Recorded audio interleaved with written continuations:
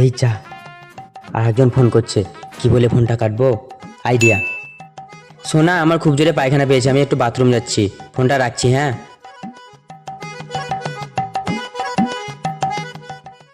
Hello, বলো। সোনা, তোমার ফোনে অপেক্ষা করছিলাম। মা ফোন করেছিল, তাই মার সাথে কথা বলছিলাম, তাই ব্যস্ত ছিলাম। বলো।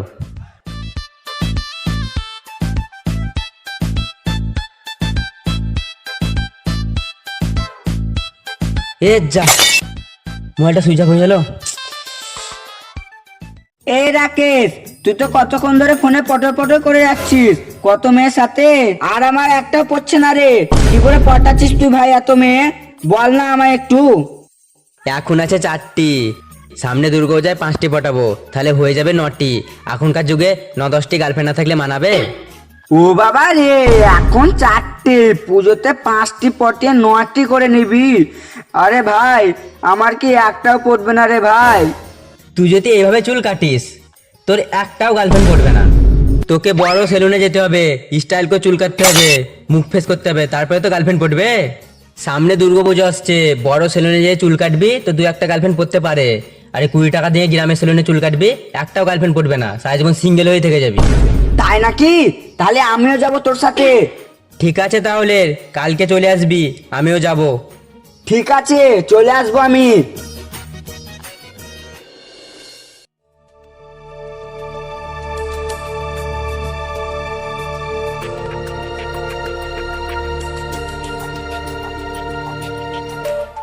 মা, চুল কাটতে হবে, পয়সা দাও।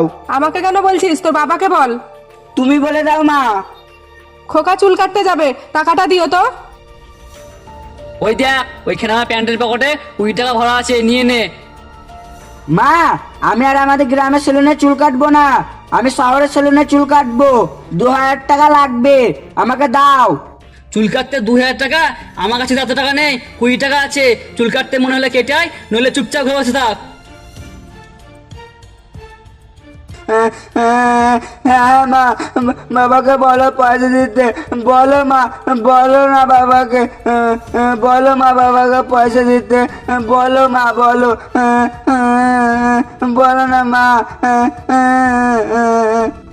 বকছো কেন গো? দাও না গো, একটাই মাত্র ছেলে আমাদের, বছরের সব থেকে বড় পুজো।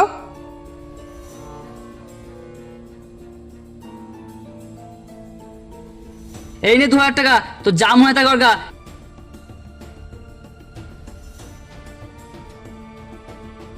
ছেলেটাকে আজকাল দিয়ে মাথার উপরে উঠে রাখছে বলেই তো আজকে এই অবস্থা। এখন 2000টা চাইছে, কয়দিন পর বলে আমার নয় ঘরটাও লিখে দাও, তখন তো আমার ঘরটাও লিখে দিতে হবে। আমায় কথা শোনাবে না, ছেলেটা একাই আমার নয়, তোমারও ছেলে। ছেলের যদি আনন্দই না বুঝবে, তাহলে কিসের বাবা তুমি? বছরের সব থেকে বড় পুজো, যাও হাত মুখ ধুয়ে এসো, নিয়ে খাবারটা খেয়ে নেবে।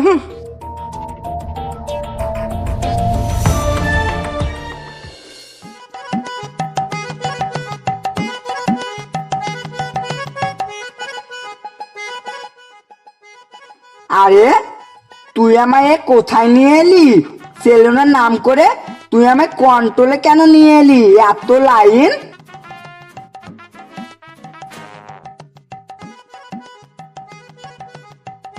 না রে ভাই, এটা শহরের সেলুন, এইভাবে লাইন পড়ে। চল ভিতরে যেয়ে নামটা লিখে আসি। চল।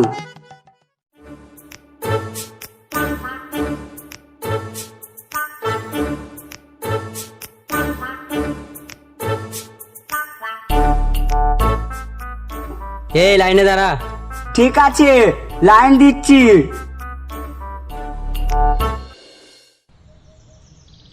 বাবা, বাবা গো, সকাল হয়ে গেছে, সারা রাত মশার কোমরে আমার আর ভালো করে ঘুম হয়নি। ভাই, ও ভাই, ওঠ, তুই একটু লাইনটা দে, আমি একটু পায়খানা করে আসছি। ঠিক আছে, যা, তাড়াতাড়ি আসবি কিন্তু, তারপরে আমি যাব। হ্যাঁ হ্যাঁ, ঠিক আছে।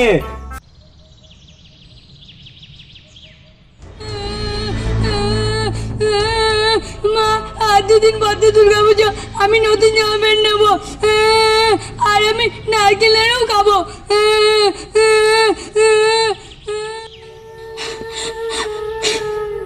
না রে বেটা, আমাদের কাছে 1 টাকাও নাই, কিসে জামা প্যান্ট কিনবো, কিসেই বা নারকেল কিনবো বল। না মা, আমি যাই না, আমি নারকেল লাড়ু খাবো, আমি নারকেল লাড়ু খাবো। আমাকে এই পর্যন্ত নতুন জামা প্যান্ট কিনে দিতে হবে।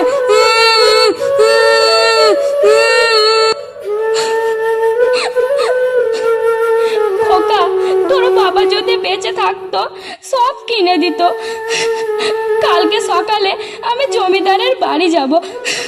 জমিদারের ছেলে মেয়ের পুরাতন জামাগুলো ফেলে দিবে, সেই জামাগুলো কুড়িয়ে নিয়ে আনবো।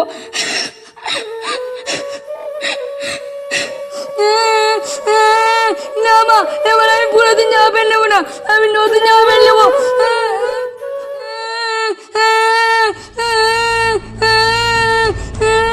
কি ব্যাপার, বাচ্চা ছেলেটা কাঁদছে কেন? কই যাই তো দেখে আসি।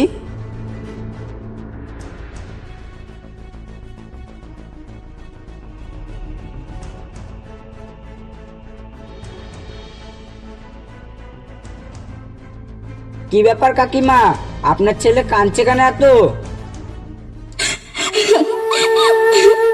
কি বলবো আর বাবা, আমাদের এই দুঃখের কথা। আর 2 দিন পর দুর্গা পূজা, তাই ছেলেটা নতুন জামা প্যান্ট নেওয়ার জন্য কাঁদছে আর নারকেলের নাড়ু খাওয়ার জন্য কাঁদছে। ওর বাবা মরে যাওয়ার পর থেকে আমরা না খেয়ে থাকি একবেলা। আমিও কাজ করি পরের বাড়িতে, ওরা আমার কাজ নাই না, কি করে কিনে দেবো বলো বাবা? তাই ছেলেটা বুঝতেই পারছে না আমরা গরিব মানুষ। ও কাকিমা, এই ব্যাপার। ঠিক আছে কাকিমা, আমি আসছি। ঠিক আছে বাবা, যাও।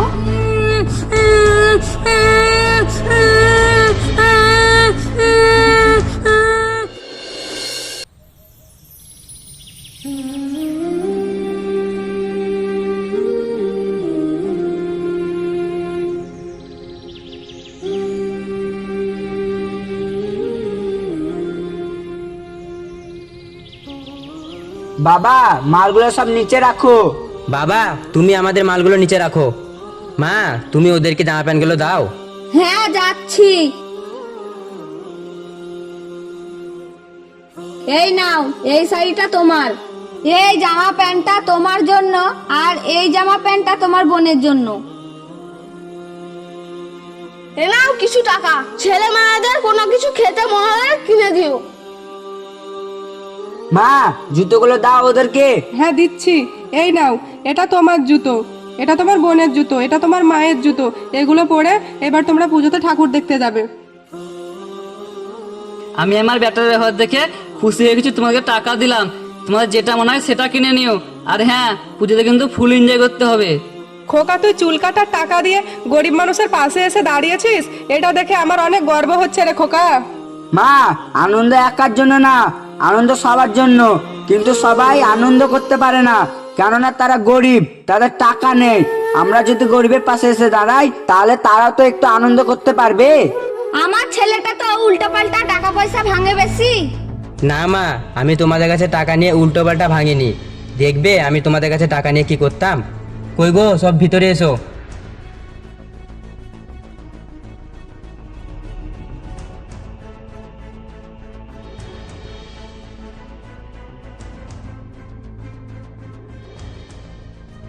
এটা আমার মা, তোমাদেরকে আমি কি হেল্প করি একটু বলো তো আমার মা বাবাকে। মা, তোর যা ছেলে সোনার ছেলে, তোর ছেলের মতো ছেলেই হয় না। মা, আমরা রাস্তার ধারে ভিক্ষা করতাম, তোর ছেলে আমাদেরকে ভিক্ষাটাও করতে দেয় না, আবার মাসে মাসে টাকাও দেয়।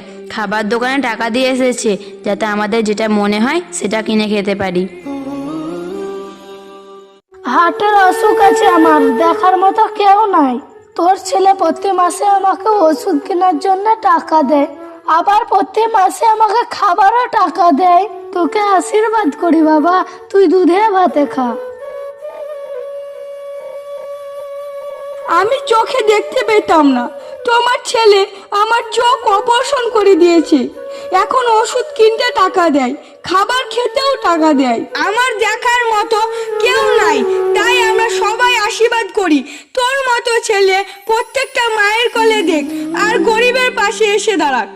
আমি ভাবতাম তুই টাকা নিয়ে উল্টো পাল্টা কাজ করিস, কিন্তু এখানে প্রমাণ হয়ে গেল তুই গরিব মানুষের পাশে দাঁড়িয়েছিস। তাই আজকে আমার গর্ব হচ্ছে, তুই এইভাবেই গরিব মানুষের পাশে থাক।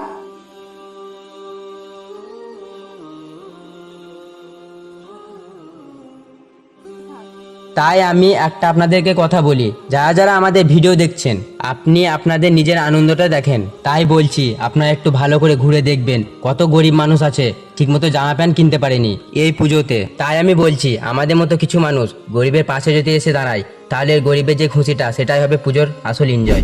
আমাদের এই গল্পটা যদি আপনাদেরকে ভালো লেগে থাকে, লাইক করবে, সাবস্ক্রাইব করবে, কমেন্ট করবে আর আমাদের পাশে থাকবে। ততক্ষণের জন্য বাই বাই। দেখা হচ্ছে আবার কোনো নতুন ভিডিওতে।